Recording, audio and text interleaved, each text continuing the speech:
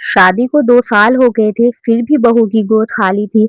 सास ने बेटे की 5 महीने की गर्भवती प्रेमिका को सीधे घर ले आई और बहू से उसकी देखभाल करवाने लगी, लेकिन उन्हें अंदाजा भी नहीं था कि मैं कभी सोचती थी कि अगर मैं बस थोड़ा और सहन कर लूं, थोड़ा और प्यार दे दूं तो शादीशुदा जिंदगी अपने आप संभल जाएगी। लेकिन बाद में समझ आया कुछ रिश्ते ऐसे होते हैं जिन्हें आप चाहे कितना कसकर पकड़ ले, वे फिर भी हाथों से फिसल जाते हैं। मेरी शादी 27 साल की उम्र में हुई थी। वह मेरा पहला प्यार नहीं था, ना ही कोई पहली नज़र वाला इश्क, लेकिन वह ऐसा आदमी था जिसके बारे में मैंने सचमुच सोचा था कि शायद इसी के साथ मैं अपनी बची हुई पूरी ज़िंदगी बिता सकती हूँ। वह शांत स्वभाव का था, कम बोलता था, ना शराब पीता था, ना जुआ खेलता था। उसका परिवार बहुत अमीर नहीं था, लेकिन मेरी सास बोलने में बहुत मीठी थी। शुरुआत में उन्होंने मेरे साथ कोई बुरा व्यवहार भी नहीं किया। शादी के बाद पहले 2 साल मेरी ज़िंदगी काफ़ी शांत गुज़री। हम दोनों नौकरी करते, थोड़ा-थोड़ा पैसा जोड़ते, कभी-कभी गाँव जाकर सासू माँ से मिल आते। सब कुछ सामान्य ही लग रहा था, लेकिन सब बदलना शुरू हुआ जब मेरी गोद खाली रही। दबाव बहुत धीरे-धीरे आया, इतना धीरे कि शुरुआत में समझ ही नहीं आया, लेकिन धीरे-धीरे वही दबाव साँस रोक देने वाला बन गया। पहले बस यूँ ही कही जाने वाली बातें थी, शादी को भी काफ़ी समय हो गया है, अब कब मेरी गोद में पोता दोगी? फिर धीरे-धीरे वे बातें निगाहों में बदल गई, हर खाने की मेज़ पर लंबी सांसों में बदल गई। बेटा हर बार डॉक्टर को दिखा लो, क्या पता कोई दिक्कत हो, तो समय रहते इलाज हो जाए। मैं डॉक्टर के पास गई, मेरी सारी रिपोर्ट सामान्य आई। मैंने अपने पति से कहा कि वह भी मेरे साथ जाँच करवा ले, उसने तुरंत टाल दिया। मैं इतना ठीक-ठाक हूँ, मुझे क्या ज़रूरत है जाँच करवाने की? मैंने ज़्यादा ज़ोर नहीं दिया, लेकिन मन में किसी गहरे कोने में एक बेचैनी जन्म लेने लगी। एक दिन मेरी सास ने मुझे अलग बुलाया, उन्होंने धीरे से कहा, "बहू कहीं ऐसा तो नहीं कि समस्या तेरे अंदर ही हो? औरत अगर बच्चा ना जन सके तो उसकी ज़िंदगी बहुत कठिन हो जाती है।" वह वाक़या मेरे गाल पर पड़े थप्पड़ जैसा था। मैं चुप रही, इसीलिए नहीं कि मेरे पास कोई जवाब नहीं था, बल्कि इसीलिए कि मैं समझ गई थी कि उनकी नज़रों में मैं अब एक ऐसी औरत बन चुकी थी जिसके सिर पर कमी का ठप्पा लग चुका था। उस दिन के बाद से घर पे मेरा हर कदम जैसे कसौटी पर रखा जाने लगा। सुबह उठने से लेकर रात को सोने तक हर बात में मेरी तुलना उन औरतों से की जाती जो शादी के कुछ महीनों में ही माँ बन चुकी थी। मेरी सास पड़ोस की महिलाओं के सामने भी ताने मारने लगी। कोई भी मेहमान आता तो बातों-बातों में कह देती, भगवान जाने हमारे घर की खुशियाँ किसकी नज़र लग गई। मैं सब समझती थी, लेकिन मुस्कुराकर चाय परोस देती, शायद इसीलिए कि मैं अपने पति का साथ नहीं छोड़ना चाहती थी।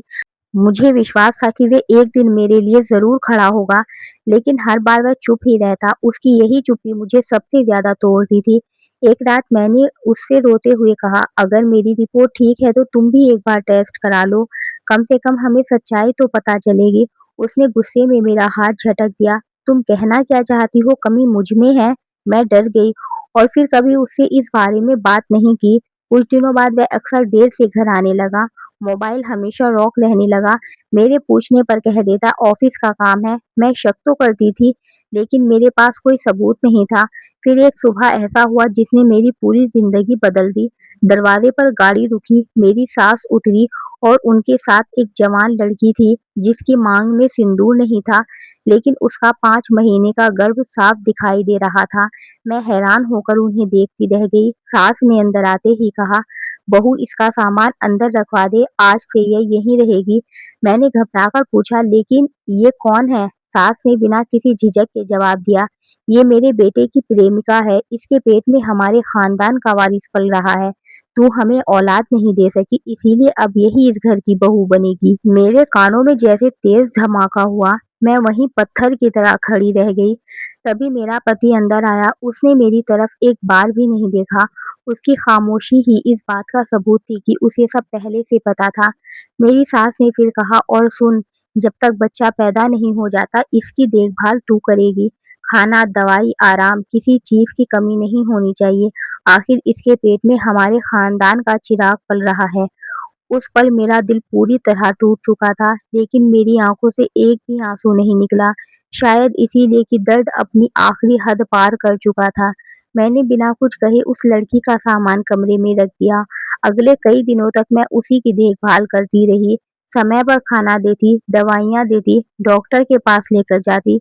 घरवालों को लगता था कि मैं डर गई हूँ और अपनी किस्मत मान चुकी हूँ, लेकिन सच ये था कि मैं चुप ज़रूर थी, हार नहीं मानी थी। एक दिन उसे नियमित जाँच के लिए अस्पताल ले गई।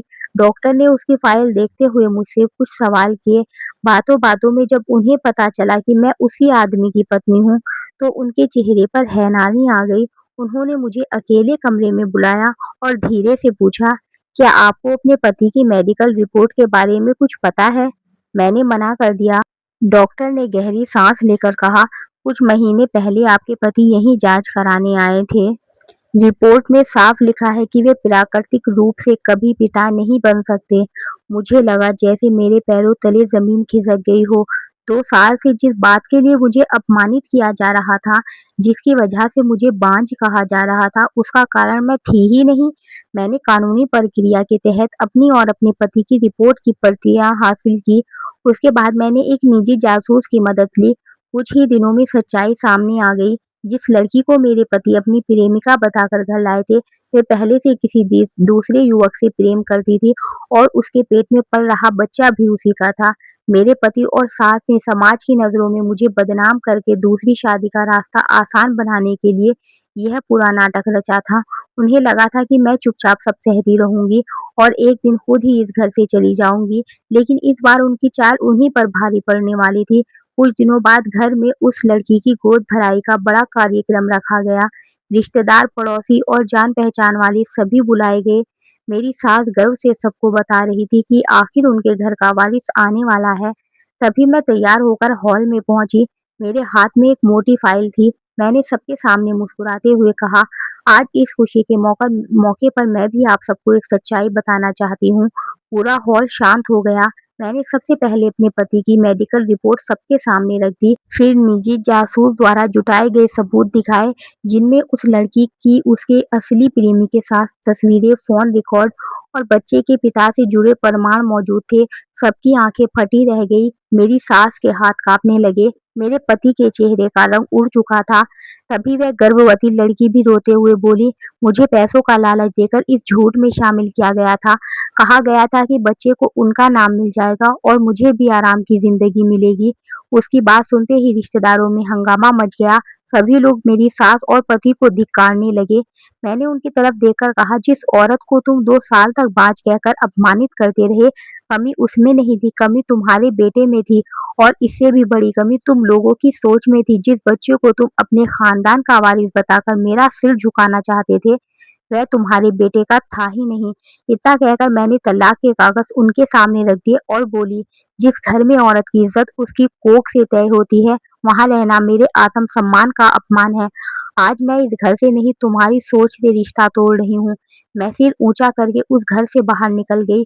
कुछ महीनों बाद अदालत में मेरा तलाक मंजूर कर दिया। मेरे पति की सच्चाई पूरे समाज के सामने आ चुकी थी। वह दूसरी शादी भी नहीं कर सका।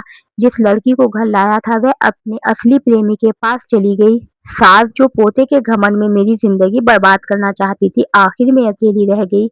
जिस इज्जत को बचाने के लिए उन्होंने झूठ, छल और अपमान का सहारा लिया था, वही इज्जत हमेशा के लिए मिट्टी में मिल गई। किसी भी औरत की पहचान सिर्फ माँ बनने से नहीं होती। संतान होना या ना होना पति पत्नी दोनों की सम्मान, जिम्मेदारी और परिस्थिति है। बिना सच्चाई जाने किसी महिला पर दोष लगाना सबसे बड़ा अन्याय है।